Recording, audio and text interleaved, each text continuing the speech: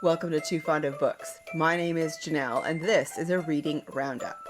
You'll notice right away that this is a different format. I had this all set up for a different video, so I thought I would just film this one at the same time and get these books back to the library.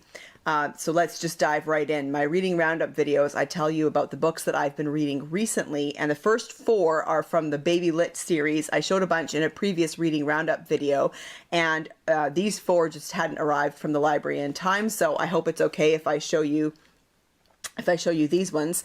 This is Around the World in 80 Days by Jennifer Adams, art by Allison Oliver. This is a transportation primer and a Little Master Vern. I just love how these are set up, and they're just super, super cute. I mean, look at that. And I love that it to the trains on each page now. So this one is about the trains, and there's a quote, and then they always have the number of days left on the trip. Here's a steamboat. Look at this guy. Oh dear. So yeah, these are just super, super cute. All right.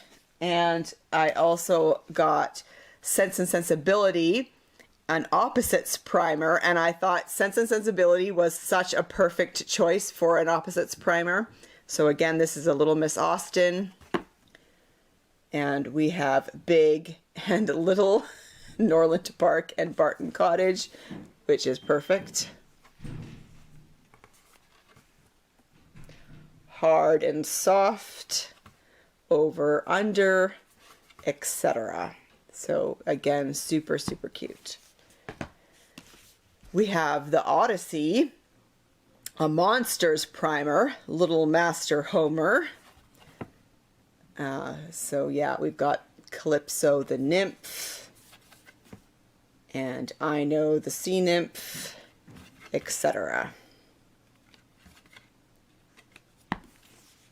And then last but not least, we have Les Miserables, a French language primer, Little Master Hugo.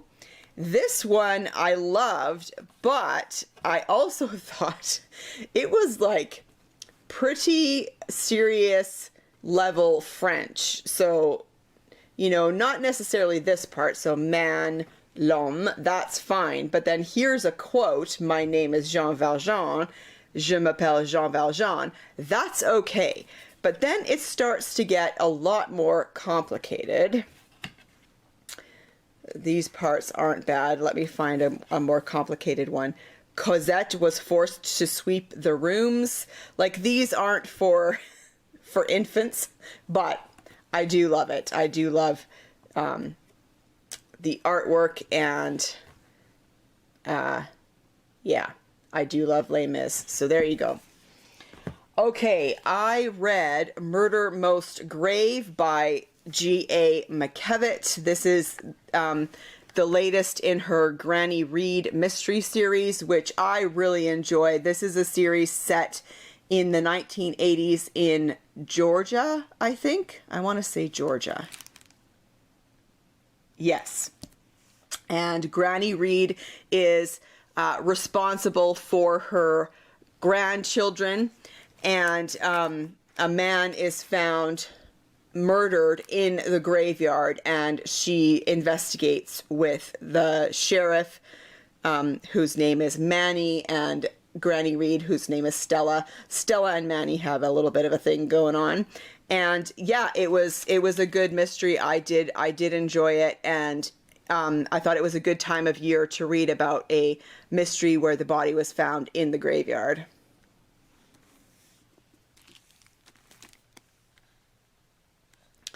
Okay, I read Alice Feeney's Daisy Darker. Now, this, I had been hearing about this, and let's just say I have some thoughts about this book. This is an obvious homage to Agatha Christie's And Then There Were None, but with some pretty significant differences right off the cuff. The story happens on an island off the coast of Cornwall, and the action of the story takes place at Halloween. So all of that is fine. There are some obvious connections to Agatha Christie right away, that it takes place on an island off the coast of Cornwall, that they're isolated on that island, and people start dying. So those are some connections right away. However, there's also some very significant differences right away that you notice. First of all, it is not 10 strangers on an island.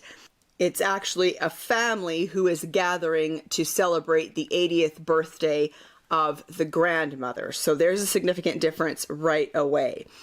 The island is cut off, but it's on a tidal causeway. So and then there were none. The island was far enough out that you had to take a boat. This one, you can get to the house when the tide is right. You can walk across this tidal causeway. So the house is cut off, but only for a certain amount of time every day. The other thing that was the biggest difference is that this is a story told in the first person.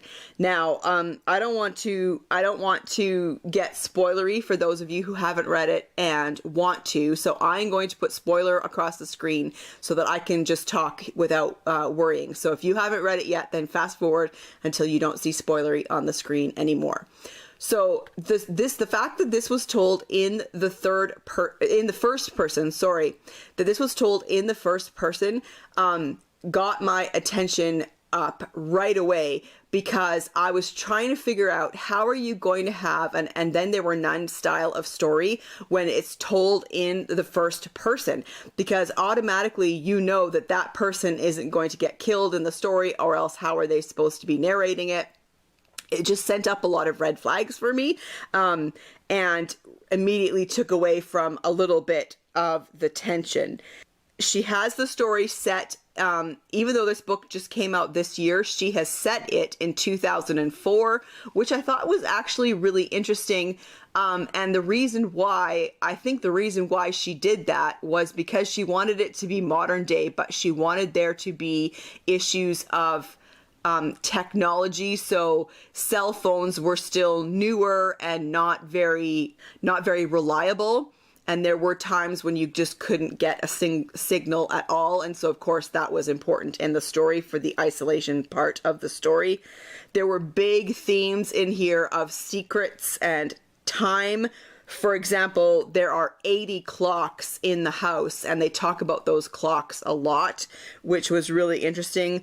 There's a lot of talk about stolen time, which I thought was interesting.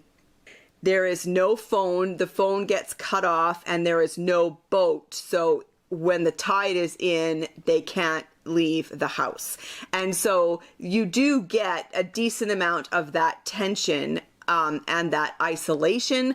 I just thought that part could have been written better, I think. And then There Were None did that part better, of the isolation and the tension and ratcheting up the suspense and tension. This one,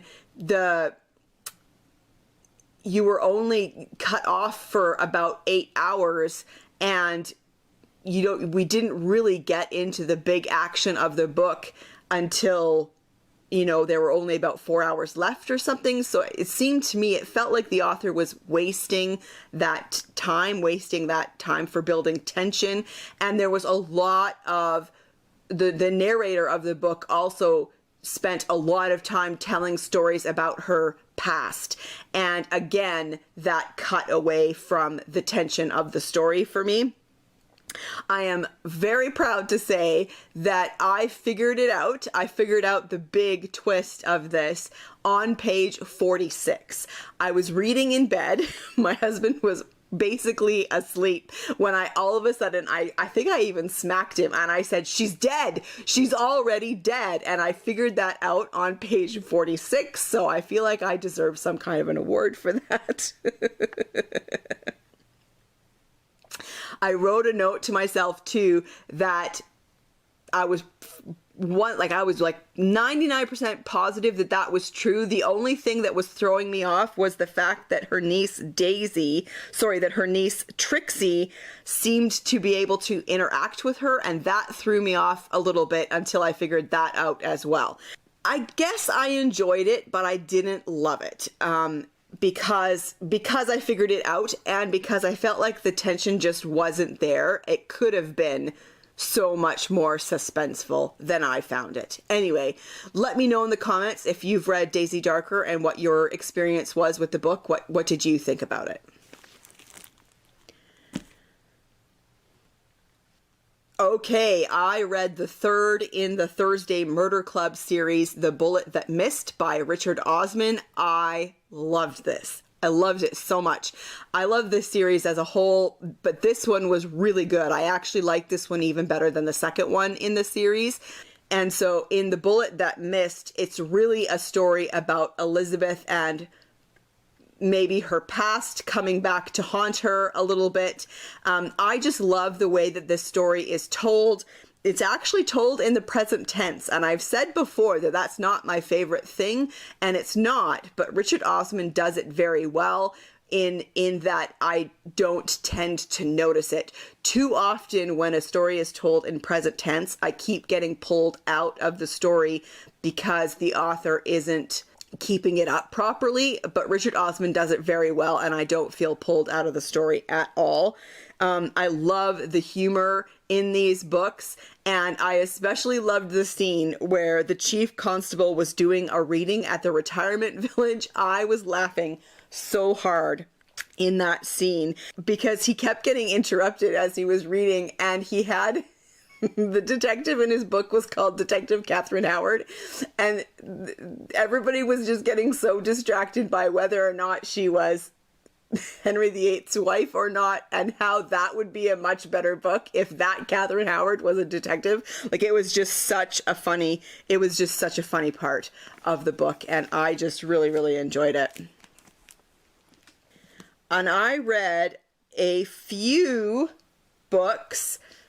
stories in this collection that is called Hanging by a Thread by Joan Kahn, a new treasury of suspense, fact, and fiction, edited by Joan Kahn. Now, this one just caught my eye because I was looking for Victorian short stories, and I was going to read these in October, and I ended up reading them in November, and that's totally fine.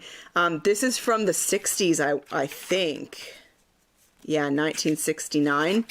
And so from this, I read Captain John Porteous, which is a story from the Newgate Calendar. So this is true. The Newgate Calendar was put out initially as a publication of those who were facing execution who were in Newgate. And then it turned into publications, the stories of these people who were going to be executed. And so this is the story of Captain John Porteous. It's set in Edinburgh in 1736.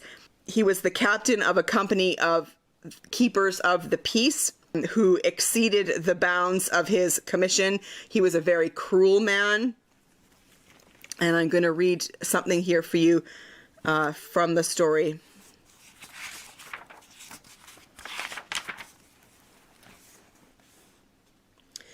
Thus ended the life of Captain John Porteous, a man possessed of qualifications which, had they been properly applied, would have rendered him an ornament to his country and made him exceedingly useful in a military capacity. His uncommon spirit and invincible courage would have done honor to the greatest hero of antiquity. But when advanced to power, he became intoxicated with pride, and instead of being the admiration of, he became despised and hated by his fellow citizens.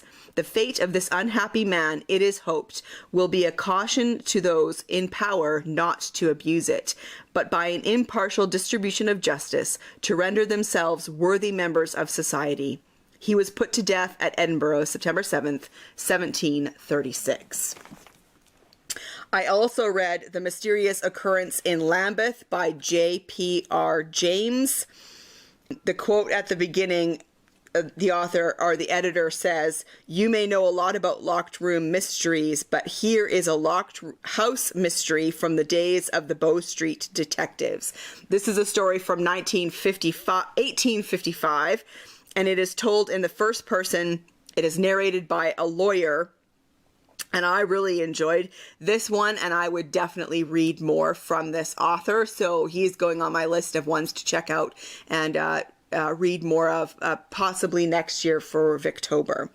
I also read The Sandyford Mystery by William Ruffhead. This was also a true story set in Glasgow in 1862.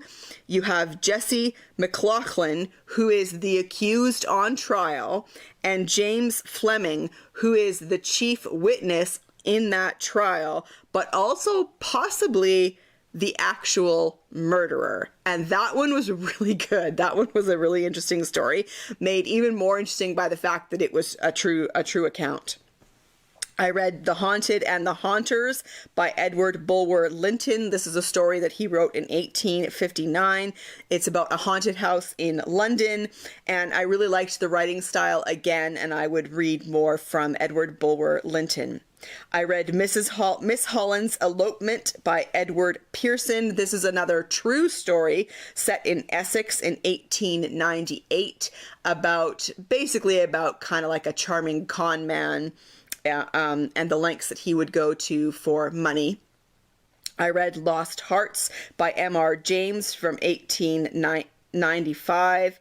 Stephen wasn't quite 12 when he came to stay with Mr. Abney at the Hall. Mr. Abney was kind to children who had stayed with him, but when the moon was full, there were those scratches on Stephen's bedroom door. Ooh, that one was spooky. And then I read The Sea Raiders by H.G. Wells from 1896. And in this story, a giant squid is discovered. This is off the coast of Sidmouth in Devon. And it was such a creepy story because the guy who's narrating it, he sees about 10 of these giant squids on the beach eating a human body, and then it goes on from there. And oh, was it so creepy. That one was really good. So I enjoyed the stories that I read from Hanging by a Thread. All right, I did a reread of Beyond Reach by Karin Slaughter. This is the last book in her Grant County series, so I don't want to say too much because it is the last book in the series, and this is a series that you need to read in order, but I did really enjoy my reread of this. Fair warning, it is quite violent, and there are parts that are quite difficult to read, which is pretty classic of Karin Slaughter. But I enjoyed it. It was a nice quick reread. And then I also read Whiteout by Ken Follett. This was recommended to me by one of my subscribers, and I didn't think it was going to be an issue because we own this book. But could I find it? No, I could not. So I ended up having to get it from the library. But I read this for my In Real Life Mystery Book Club. Our theme this month was to read a holiday mystery or a blizzardy mystery where snow is a factor. So I thought this one was perfect. This is set in Scotland, and the main character, Tony, she is the securities director at a what is it called? A medical research firm, and so they discover that one of their staff has removed an animal from the facility, which is a huge no-no, and then there is also like the possibility of a heist being planned to steal something even more dangerous from the facility, and everybody ends up converging on a country house about 5 miles from that facility. And there is a blizzard, and it was really good. Yeah, it was a fast-paced thriller. I really enjoyed it. It was just exactly what I was looking for, like this fast-paced, suspense, tension-filled, blizzardy, snowed-in kind of a story, and I enjoyed it. And then I also read, for that same In Real Life book club, I read The Decent Inn of Death by Rennie Airth, which is a John Madden mystery. This is one set in 1951, and I really enjoyed this one as well. In this one, John Madden's friend, retired Chief Inspector Angus Sinclair, does most of the investigating. He's visiting with some friends in a village and finds out that the church organist had recently died in what everybody assumed was an accident. But her best friend did not believe that and was looking for someone to investigate. And Angus got a little interested, even though he's retired, and he ended up doing some investigating that took him to Oxford and then to a country house near Oxford, where he ends up getting snowed in because of a blizzard, and then things start happening at the house. And I really enjoyed this one as well. It had a nice isolated snowed in feel to it, and it was a good mystery, and I am very proud to say I figured out who who the bad guy was, and I just really enjoyed reading this one. So that's it. That's what I've been reading recently. I'd love to chat with you in the comment section down below. Have you read any of these books? I would love to chat with you about them, and I will see you for another video soon. Bye.